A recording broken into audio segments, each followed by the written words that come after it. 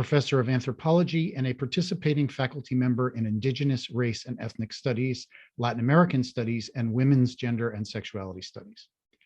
Professor Stephen founded the UO's Center for Latino, Latina, and Latin American Studies and served as director from 2007 to 2016. She was also a 2015-16 Oregon Humanities Center Faculty Research Fellow, and she will be the OHC's 2022-2023 Provost Senior Humanist Research Fellow. Professor Stephen has authored or edited 14 books, 3 special journal issues, and over 90 scholarly articles and chapters. Her newest books include Indigenous Women and Violence, Feminist Activist Research in Heightened States of Injustice, edited with Shannon Speed, 2021 from the University of Arizona Press, and the book she will discuss today, Stories That Make History, Mexico Through Elena Poniatowska's Crónicas, which was published in fall 2021 by Duke University Press. Welcome, Lynn. We're looking forward to hearing about stories that make history. Thank you so much, Paul. Thank you all for being here today, and congratulations on making it through what I think for all of us, it's been a tough first week. So I just want to say I am so looking forward to talking about a book. And it's great to see your faces and just, sending love and energy and self-care out there to all of you. I also want to acknowledge being an appreciative settler guest here on Kalapuya land and thank Paul for that land recognition, which is not for Native peoples, but for the rest of us important. I am going to share my screen. So my talk today is about my book, Stories That Make History. And I'm hoping to talk about 30 minutes.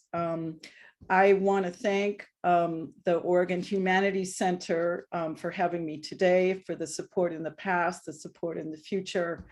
And I have many, many people to thank, and some of them are right here. So it really takes, I'm going to talk about how I wrote the book, but I want to start some with just a little bit of the theoretical framing in the book, talk about how I wrote the book, concretely, the different steps, and then maybe just take you through very, very briefly a few punchlines from the chapters. One of the things I'm really delighted about is this book is open access.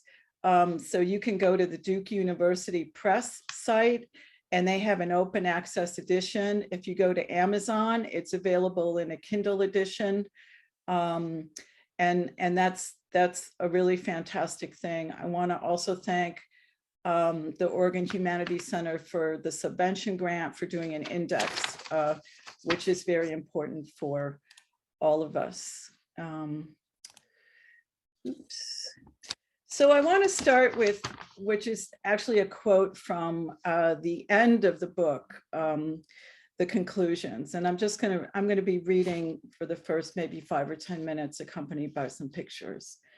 Historical moments when the status quo is cracked open, when people take to the streets and demand change, when another future seems possible, are the moments when gifted writers and artists step up. The ways that pandemics, massacres, earthquakes, and broad social movements are changed are represented and documented, can determine their place in history. I suggest that Elena Poniatowska is one such writer who chronicles Mexican history starting from 1968. In the book, I talk about the Crónicas as centered in emotional connections forged through writing about politics. The central concept of the book is something I call emotional strategic political communities. And Crónicas are a form of writing that really sit at the crossroads of fiction and nonfiction. I'm not going to give a history of the Crónica. You can read that in the intro to the book. But it is a form of writing that different people trace back in different ways, even pre-Hispanically, to codices and the ways that Indigenous peoples documented testimonies and history. And it's gone into many different genres. Poniatowska forged direct emotional connections between the oral testimonies of the stories she tells and readers, channeling her ability to create complex and rich characters from her novels. She uses the same technique to communicate the full humanity of those stories she shares and links them to larger political, economic, and social relationships and structures. And this is a project that I very much have shared in my own career as an ethnographer. And this book falls between genres, and I actually found it useful. I think it was Laura Polito, who's here today, who said, well, you know, we would just call this American Studies. So I kind of like that, being identified as an interdisciplinary scholar, as an Americanist, Latin Americanist, you know. So this book really crosses, it is not literary analysis. It's maybe partially biography. It has engaged with some texts. It has engaged with, I've surveyed readers, and I've also looked at performances and exhibits in relation to this book. So I'm interested in how testimony forges emotional connection. And this is an interest I've had for a really long time.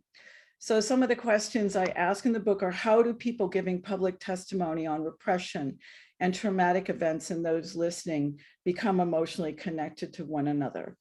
Can they, through this connection, act together to denounce, document, and engage in obtaining social justice or racial justice? Are they part of emotional communities tying together speakers, listeners, and readers to difficult and tragic events? Part of my ideas have come from interactions I've had with Colombian anthropologist Miriam Jimeno, who's written about the concept of emotional community as a way of understanding how people become connected through traumatic events.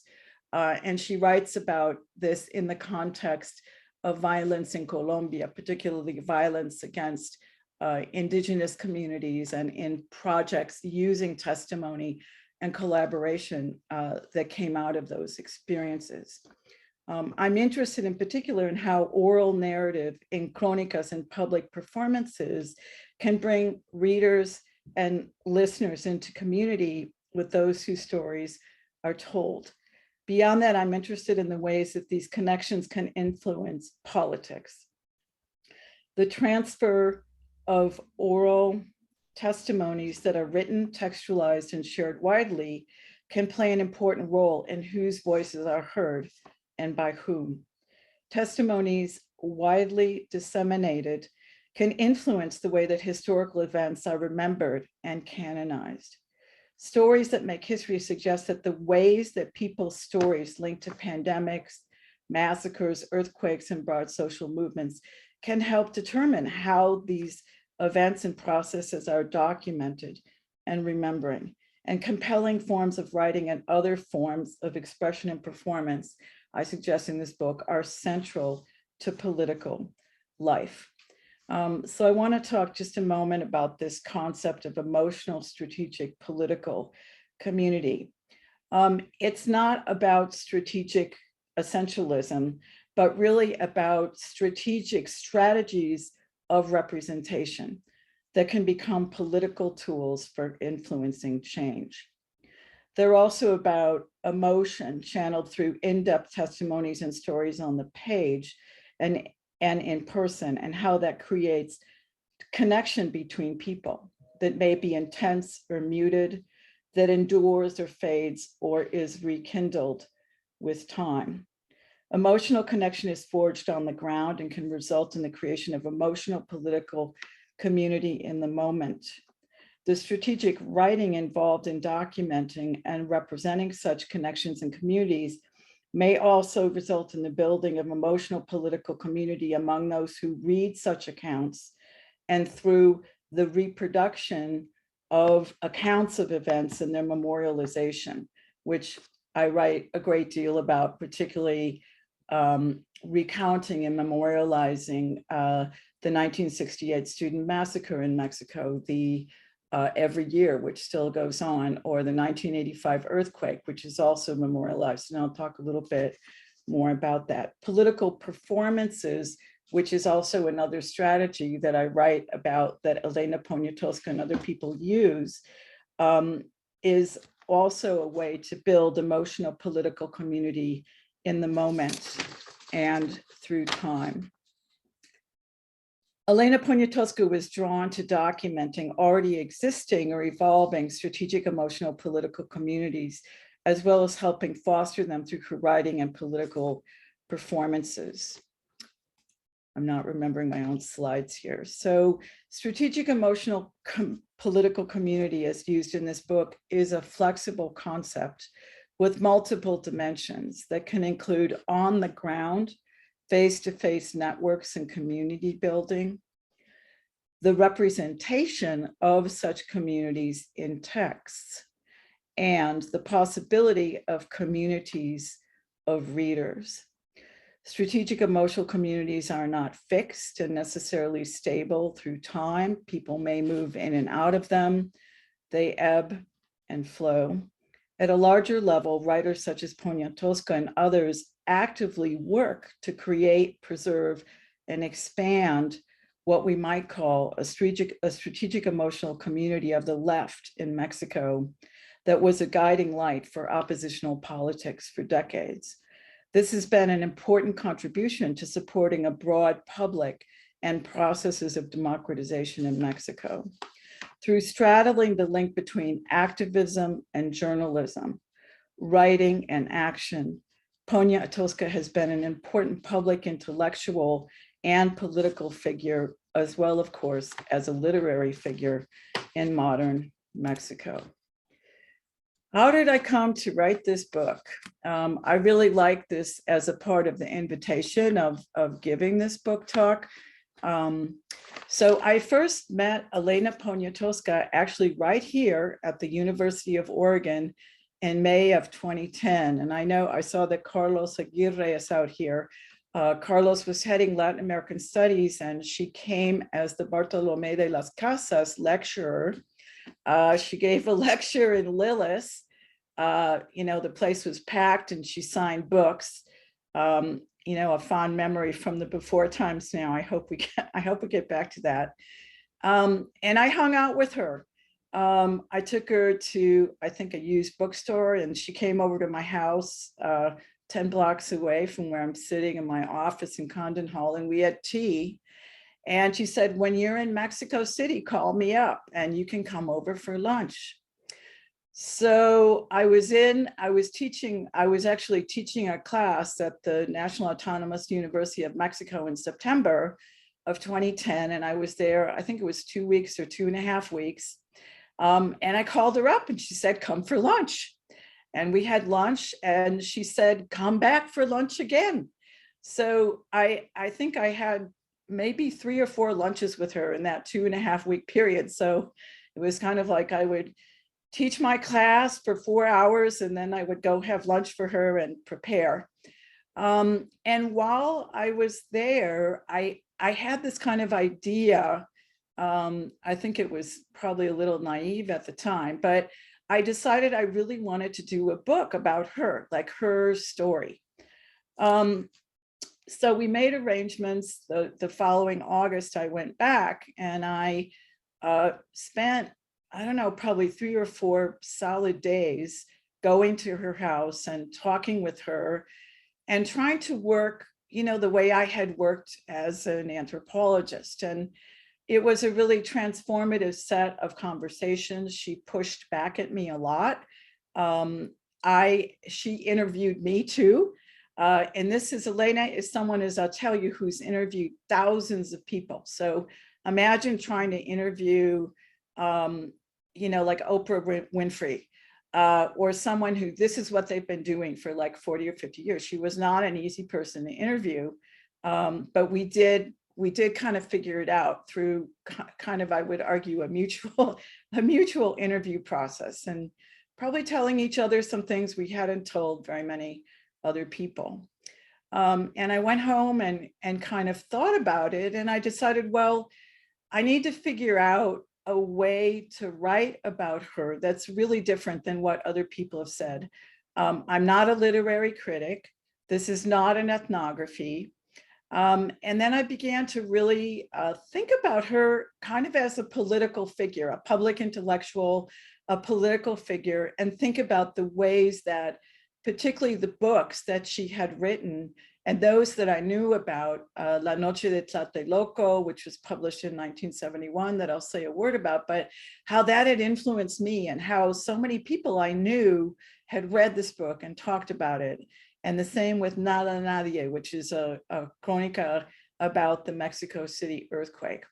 So I came up with this other angle of trying to understand her and her writing and her performances and interventions really as a part of Mexican politics, not necessarily the formal political system, but she was written a lot about social movements. She knew everyone in every social movement, in addition to having interviewed almost every culture and literary figure you could possibly imagine in Latin America. So I proposed this to her, and she became very excited. She was very interested in, that set of conversations.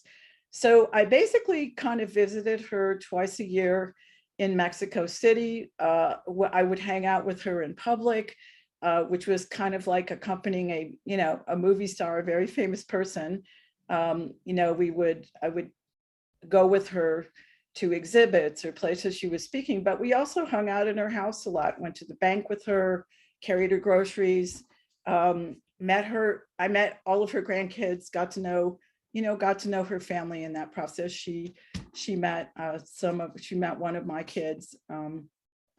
So it really became this ongoing relationship and set of conversations that I recorded. And I got this really pivotal Oregon Humanities Center Fellowship in fall of 2016 that was really allowed me to get into the book. I actually sat in an office in the Humanities Center to get away from my own office. And I was able to draft chapter 3, which was about the 1985 Mexico earthquake and her writing about that and sort of memorializing that, and get into the intro. And that was so critical for me. And then I really had to wait another 3 years till I had a sabbatical for a full year. I had a fellowship at the Center for U.S. Mexican Studies at USD, and I had a shorter fellowship at the Center for Latin American Studies at Stanford. So I had time to write. And then I also made presentations, and I got really great feedback, again, from a wide range of scholars, from historians, from people in literature, from anthropologists. So that was also really, really important. And those conversations really changed the book and changed the way I approached the book, particularly because it was one of the chapters I hadn't drafted at all that became very apparent that was important and that I had no expertise in, was I really needed to have a chapter about the kind of the history of left journalism and publishing in Mexico. Because if you're talking about creating new publics or, critical publics, the publishing business and journalism and the kinds of spaces that were created in Mexico at a time when the mainstream press was really not very open was very critical to this story. So I also spent time with historians who were sort of experts on this kind of history that it was completely new for me, but I'm really grateful for them. And I also, because this book was sort of in between genres, it was very dicey. I rewrote this book twice. And it was complicated with the reviews. So and some of the, one reviewer wanted me to write like a very detailed Mexico City-based historiography, which was really not my expertise and not my aim. And the other two sort of said, you might consider writing this in a way that's really going to reach a general audience. And I really went with that and, went through a process of making a case for that. And then working with all three reviewers who all were really important in the process of the book in different ways. So I also, for the first time, worked with an editor to really rewrite and really learn about how to write for a general audience. And that was an amazing learning process for me too. She was incredible. And I just learned so much, and it stuck with me. And finally, there is a foundation, Fundación Poniatowska, that has become an amazing archives of photograph and other things. So I was able to visit the archive and work with the archivist to get photographs. I couldn't put them all in the book, but I got to see a lot of photographs and interact with them. So I'm just going to, let's see, hopefully in about another 10 minutes, talk just briefly about who is Elena Poniatowska, and then just sort of walk very quickly through the chapters with some points. She's all these different things rolled into one: a journalist, a publisher, an author of novels, short stories, Crónicas, children's stories. She's a political activist, and a mother and a grandmother. And these are actually categories that come directly from her. Elena is the daughter of a French father of Polish origin, hence the Poniatowska. If she were male, it would be Poniatowski, and a Mexican mother, Paula Amor. She was born in Paris, and at age 10, she moved to Mexico. And like her mother had been an ambulance driver during World War II, they took she and her sister to southern France. But her mother, the Amor family, had lots of family in Mexico City. So that's where they ended up. I'm not going to talk a lot about her biography. Elena was educated in a French school in Mexico City. She's from a very elite family. She actually studied at a Catholic girls' school in Pennsylvania in the US. She wore like a uniform, and she had hoped to study at a college affiliated with this Catholic school, Manhattan College, but she didn't get in. She actually wanted to go to medical school. Not that she didn't get in. Her parents at that point in time, they were not able to arrange for her to be there. So she returned to Mexico, actually took, sort of stenography classes, and she began her career as a reporter for the society column of a mainstream Mexico paper known as the Excelsior. And in the book, I write about her experiences as a society reporter. I think her first interview was with the US ambassador to Mexico. And she went on to interview about there were days when I think she was doing several people a week. So she was constantly writing and constantly interviewing. And she was also working on one of her first novels. So I'm not going to go a lot into her biography. That's sort of, the book takes different phases of her life and weaves them into the chapters about writing that she did, historical events in Mexico, and tries to tie that together. So this is the table of contents of the book.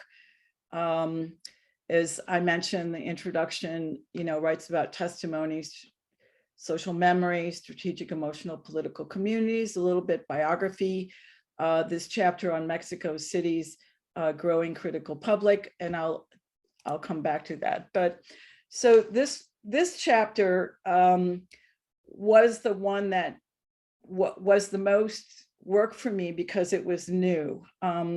So I was trying to sort of tell this story of how this concept of strategic, emotional, political community, but the influence of writing, you have to really look at the historical context that her writing and other similar writing exists in. So the chapter really looks at the kinds of spaces in publishing and news that allowed the kind of left or alternative journalism to come through.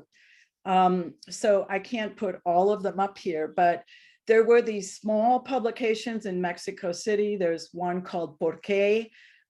This is a a photograph from the massacre of students in 1968, and that documented things that no mainstream paper documented.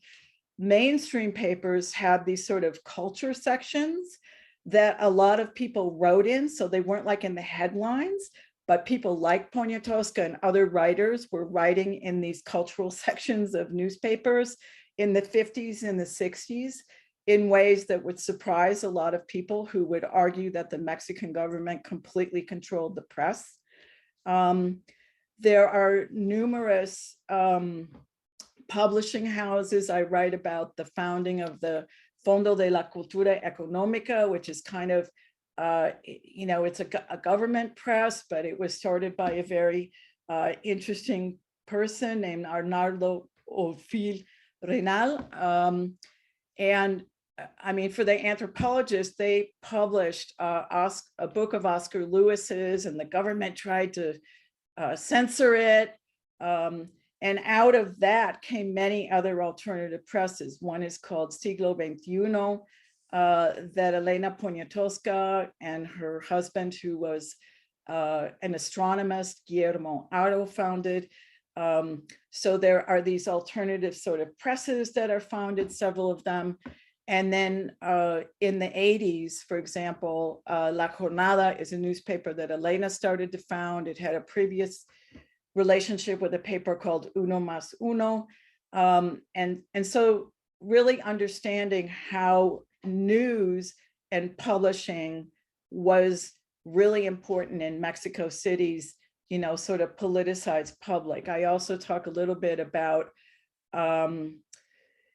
I don't even know how to say it in English, but these sort of crime tabloids that a lot of historians have done work on, and the kinds of letters to the editor and the kind of really talking back to the state that happened in some of those publications. So if you're interested in that topic, this might be an interesting chapter. The second chapter looks at the 1968 student movement and massacre, and sort of dialogues with La Noche de Tlatelolco, which is probably Elena Poniatowska's most widely read book, which is a Crónica. And I can't repeat the book, which is amazing, but it starts out with a bunch of photographs. It has a lot of testimonies sort of woven together. And it's extremely powerful, and it's very interesting to look at the logic of the book, the way the book has been reproduced. And one of the things I really found with this book, and this was what encouraged me to do, I ended up doing a kind of a survey of people who had read Elena Poniatowska and asking, where did they read this? Did they read it in school? Was it through their family? What kind of impact did it have on them? And it really had this, 3 or 4 generational impact, from people who are 22 to people who are, in their 80s. So that was something that was very, very interesting.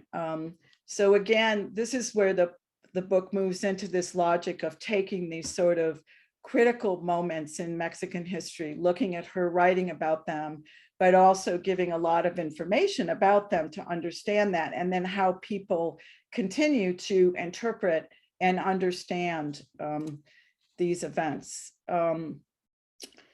The next chapter is called The 1985 Earthquake, Civil Society and a New Political Future.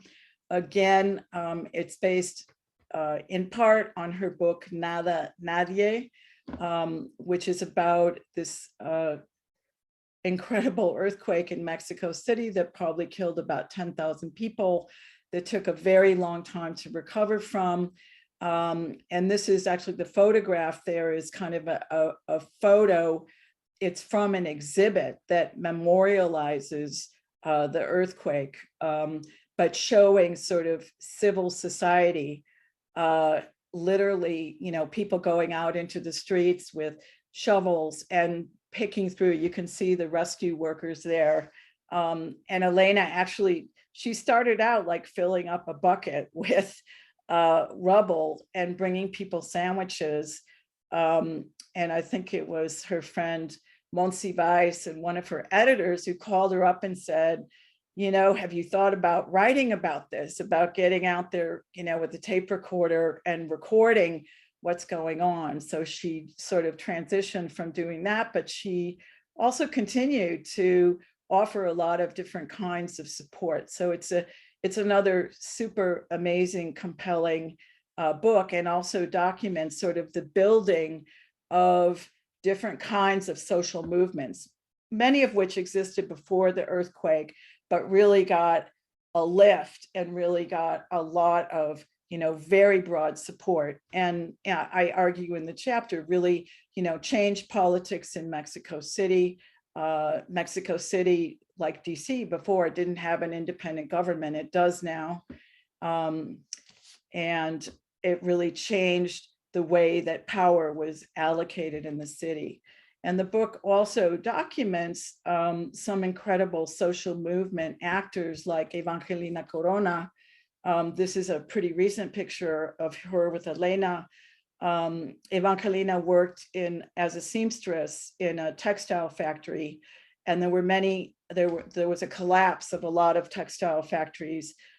People were buried inside, and of course the machines were buried, and the owners of the factories came in to get the machinery out before they even dealt with the mostly women who work there. So the women and their families were engaged in this incredible work of, you know, trying to get people out. Then they formed a union. And I actually was in Mexico City when this happened. I was doing my dissertation writing and went to Mexico City in time for the second aftershock and spent several weeks there and actually connected with the seamstresses and other folks. So it has a personal connection. But Evangelina engaged with the president of Mexico. This chapter sort of looks at what I try to do is contrast in a parallel way, like what people were doing on the ground and the response of the state. And there's a interesting Miguel de la Madrid, who was president, ultimately wrote his own like super long, he calls it a testimonio of his presidency.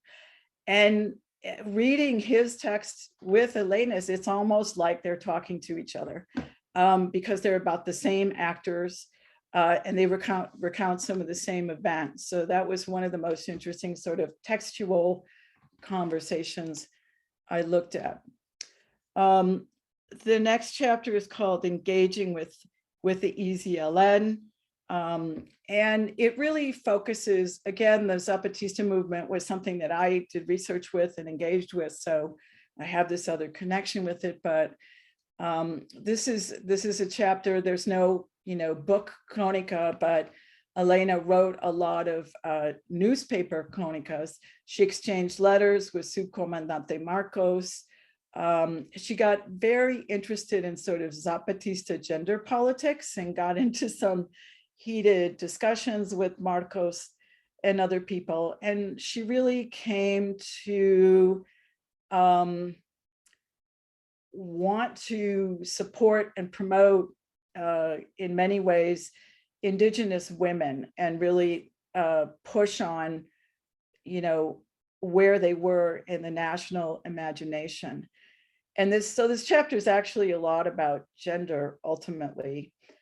It has a discussion of abortion and abortion politics within the ezln. And it also engages with Elena's own engagement or not with abortion and trauma that she suffered as a young woman becoming a single mother, in trying to understand, you know, this great gap between an elite Mexico City writer and Zapatista Indigenous women and the connections that she had there. The next chapter focuses, I mean, it sort of departs from another book that she wrote that has, I don't think as nearly as many people have read this account as the other things I've referred to. It's called Amanecere en el Zócalo. And this was after I was actually in Oaxaca in a different occupation of the entire city at the same time. But Andrés López Obrador, who is now president of Mexico, this was his first attempt, centered a very large occupation in the Zócalo for about 50 days that basically occupied the city, tied up traffic. And this book is very interesting because it's kind of a cross between a diary. Elena and other people camped out literally in the Zócalo and were a part of this, but she's documenting all of these extraordinary people who've come from all over Mexico and are cooking for people and are performing for people and are moving water for different purposes. And she also, she became engaged in the formal political campaign of López Obrador. And she sort of documents these different encounters with indigenous women in Chiapas or in the Yucatan, or these political meetings that are really, you know, boring and full of self-interested politicians. So it's really, it's one of the most interesting books in terms of really documenting both as a chronica, just like documenting these things that happen, and then her own reflection on it to the limits and challenges of formal political systems of the particular social movement that was attached to AMLO, and then how they interface. And she really asked these questions about what is a politician? What does it mean to be a political actor? What is participation? Is what's going on here, is this participation?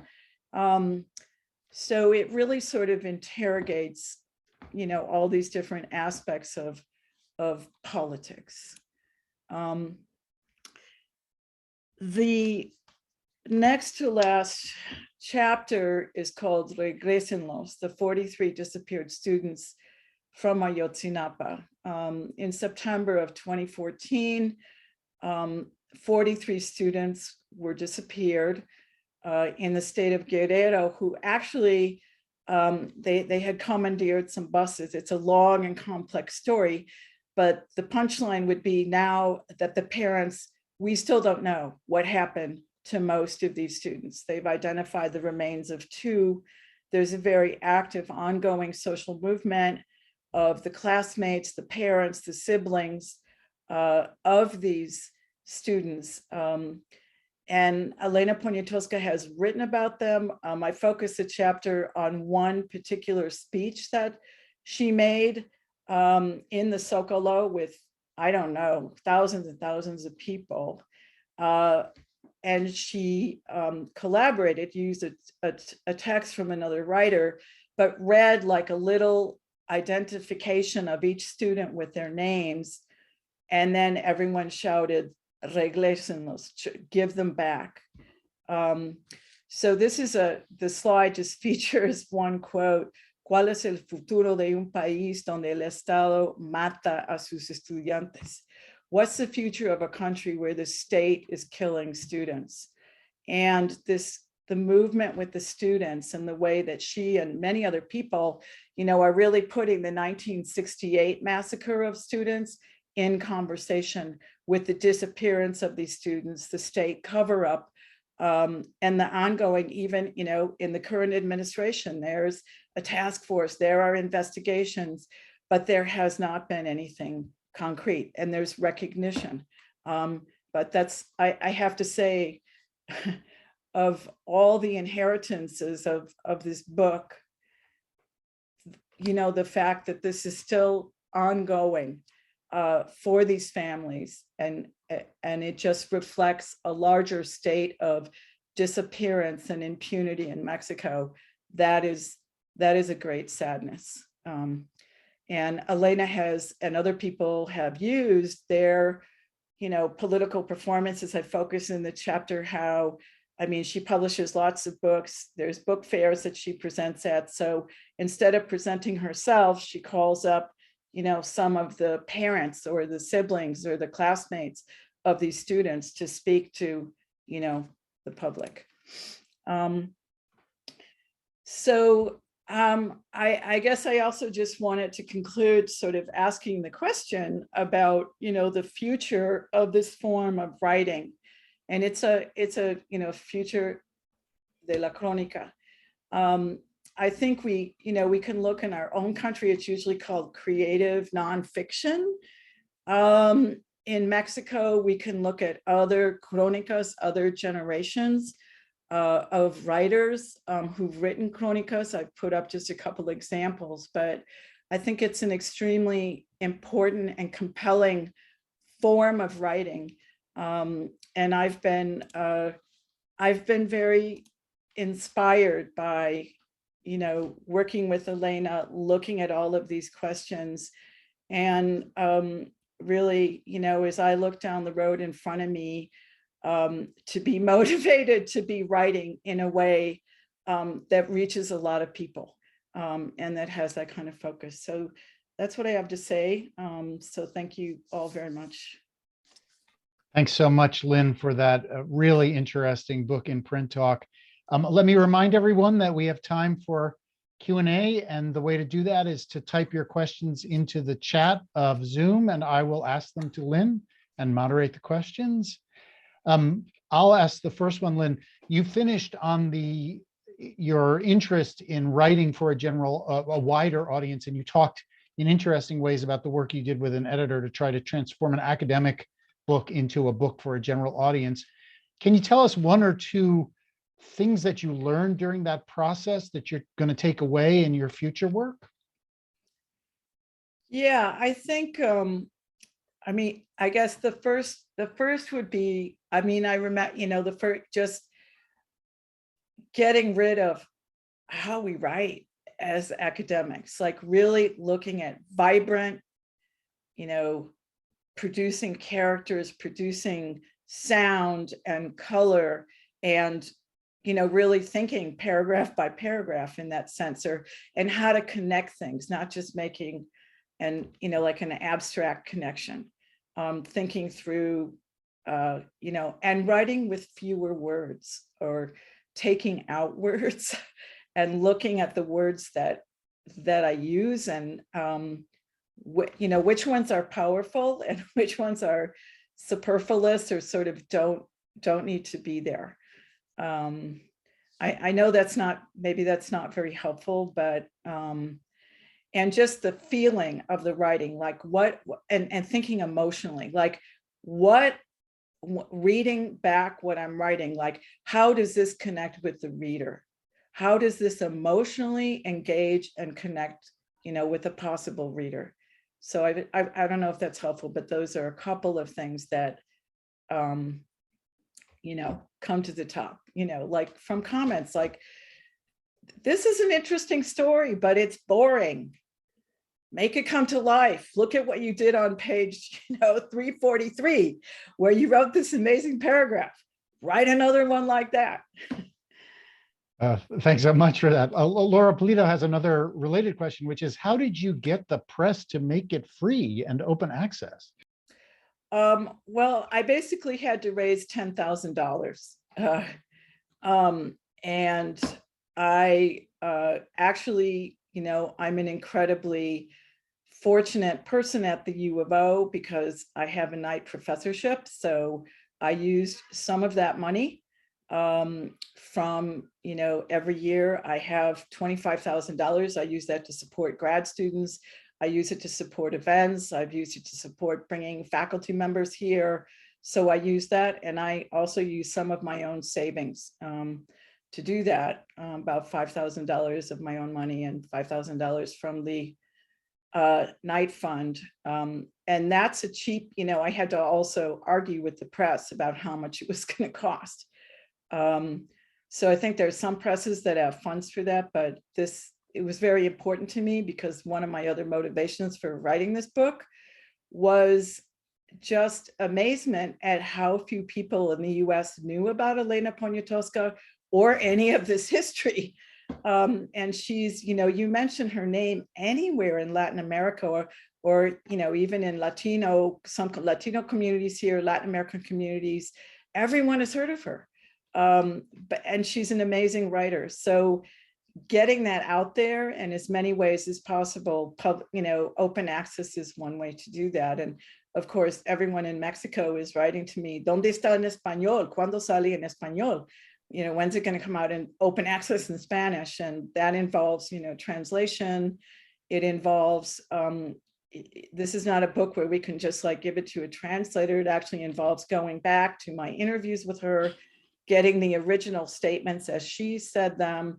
There are a lot of quotes that are from books in Spanish. So in other words, we don't want a translation of a translation. So it's going to require some work, but I look forward to doing that, and getting open access in a press in Mexico or in Latin America can also be really challenging, but we'll work on that. I've had several of my books published in Spanish, and you know, we'll get there. I don't know if it'll be open access, but great question. The next question is whether Elena Poniatowska has read the book and told you about her response to it. Yeah, she's read several drafts of it. And I actually have on my phone a little video of her talking about the book.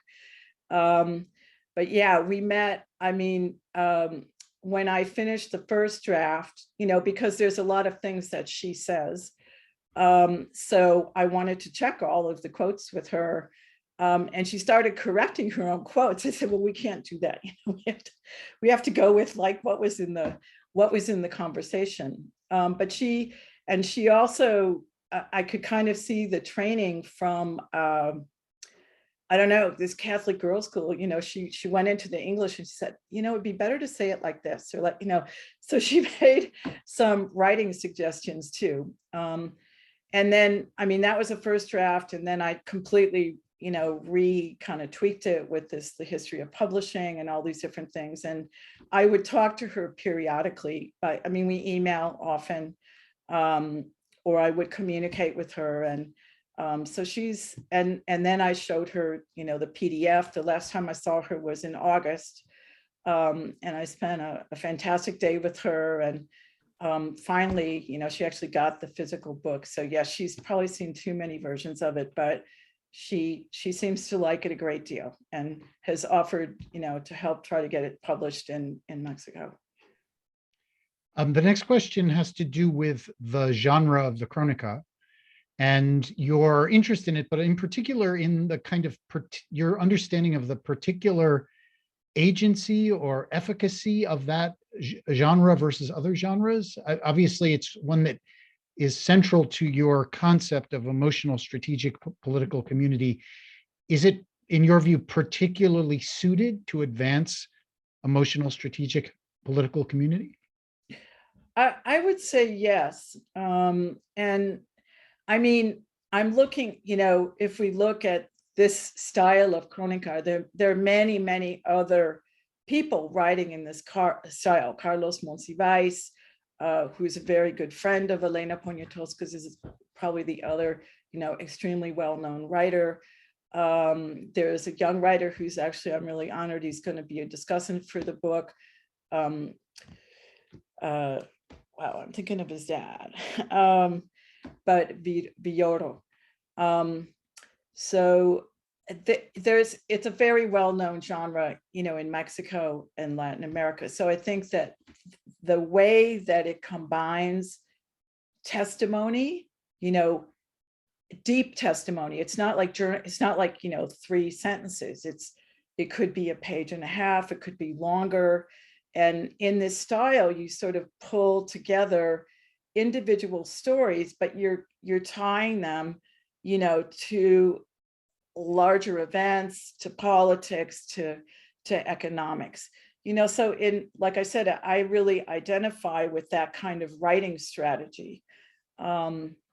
So I think, and Elena Poniatowska is particularly talented at really bringing out character, like a full human. I think, I can't remember, I write about, you know, she in like a 3-sentence description before someone starts talking, you have a sense of this person, right?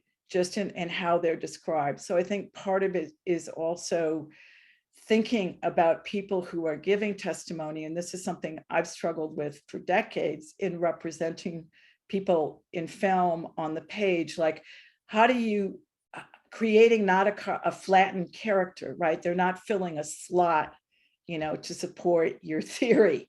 How do you represent them as a whole person, without writing a whole book about them, and then put out there, what they've identified as their testimony. So I think it's the combination that it's not just one person's story, it's many people's stories, the way those stories are written and connected that really links with readers.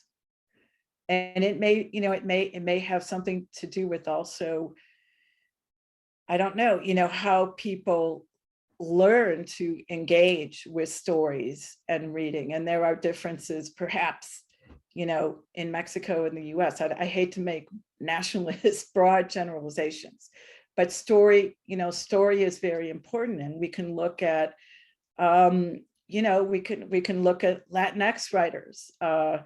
I have a friend, Pat Zavea, who participated in a book edited by, I think, 12 women, that's all about testimonials. It's all about testimonies and how those work. So, there's something important, I think, also in community, in, culturally, in terms of the importance of storytelling and testimonial and how that's like a regular thing, or how people engage with that. I would be really interested to hear other people's thoughts on that, because there's a lot of people in the room who are engaged with those issues in their own work. And so the next question is about the aspect of the presentation where you talked about how you came to write the book and the sort of process that you went.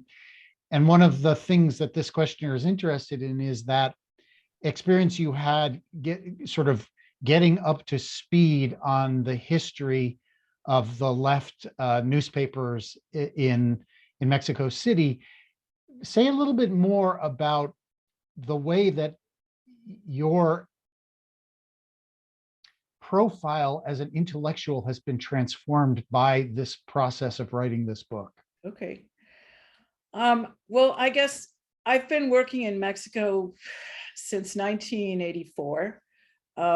And I've actually done several books where I partially engaged with Mexico City. And as I mentioned, a lot of the events in the book, obviously not 1968, but beginning with the earthquake, the Zapatistas, Ayotzinapa, in 2006, those were also events in my life and times when I was in Mexico and sort of engaged and writing about those. In terms of, so I have a rough, I read newspapers, I read books. So I had a rough understanding, or I thought I had like a regular person's understanding of the news. But when it actually was in a conversation a lot with a historian named Matt Vitz at UCSD, and a couple of other people at UCSD who are historians and a political scientist who really have focused on publishing and journalism in Mexico. And Pablo Picato is another Mexican historian who's written about the press, Benjamin Smith. And, in conversation with Matt, he said, you have to do this other chapter. It's like so necessary. And I was like, I don't have any basis for doing that. I really, and so I just, I began reading a lot of other people's work. He gave me a list of 20 books to read. I read those books and I learned about other books, and I'm really grateful to him. I had multiple conversations with him. He read, 5 of the chapters and commented in public, and we had, private conversations. So really an incredibly generous historian, and among other people, and even the reviewers, they were all historians, and they were really helpful, in providing additional sources. They're all Mexicanists. They all know about Mexico City. So sort of, making and learning, to me, it was actually really interesting and exciting. And one of the things that was important was, there are always narratives about the hegemony of the state and state control of the press. So the sort of conventional myth about the PRI is that the PRI controlled the press completely in Mexico. right? And that's not the case. There were these other ways, other forms of writing, as I mentioned, like these cultural supplements inside state-controlled newspapers, or other ways that people were writing. So I actually got really interested in that as a really important story in the narrative of, publishing. And then it was very clear to me, and talking not only with Elena, but other people in and around her. I did interview some other people, a number of the interviews I didn't use in the book, but how, like if you don't have a press to publish your chronica, or you don't have a newspaper to publish your story, none of this is going to happen. So I realized how important those spaces and, publishing is. So I would say it served an important purpose in this book, but it's also something that now I am paying a lot of attention to and interested in. So we're almost at the end of our time. This will probably be the last question. You spoke about the way in which her work helps to explain how certain kinds of strategies of representation can serve as political tools for advancing political change. And also in your 5th chapter about what does it mean to be a political actor? Mm-hmm. And this question is interested in, now that you've come to the end of this project, how are you understanding what it means for her as a political, what kind of political actor has she been through her writing? Now that you've done all this work, how do you feel about her legacy as a writer and also as a political activist? Well, she's got an incredible legacy as a writer. I mean, I haven't even touched on, 80% of her writing. And she still writes a column for La Jornada. She's still writing, I don't know, every 2 weeks. She just finished the second of a 2-part novel it's actually about the Poniatowska family in part. It sort of interweaves her personal story. I mean, these are novels, right? With the story of her family, but I think it's like also her way of commenting personally. I think she has been stigmatized to a high degree. She's faced death threats. Someone broke into her house just a few weeks ago. So she's paid a very high price for being a political person through time. I mean, she has been a champion for many different social movements, beginning in the 1970s and the late 60s. So she's constantly on the phone with, people from social movements. She's helping, raise money for people. She's receiving people in her house. So I think, she's sort of showing by doing. I think her relationship with the current president is very complicated. And I don't want to go too far on commenting on that. She's, accompanied him. She's really paid a very high price for accompanying him. And right now, there's a lot of issues tied to him and what's going on in Mexico. So I think she's at more of a distance, and she's, I think her legacy as a writer and as a political actor, is well understood in Mexico and will be even further understood in the future. What's amazing is how many very young people, like 18, 19, 20, 21, 22, engage with her work, and are excited by it. And to me, that's the barometer of the impact that somebody is having. When you're getting, young people excited and engaging with them, then something really amazing is happening. And that's where I would stop. Thank you. Thank you all. Thank you, Paul. Thank you so much, Lynn. It's just been such a pleasure, so interesting. Thanks everyone for joining us for Lynn Stephen's book in print talk on stories that make history, Mexico through Elena Poniatowska's Crónicas. For more information about the Oregon Humanities Center, our upcoming sponsored events, and our UO Today interview show, Or if you'd like to contribute to supporting our research and public programs, go to ohc.uoregon.edu.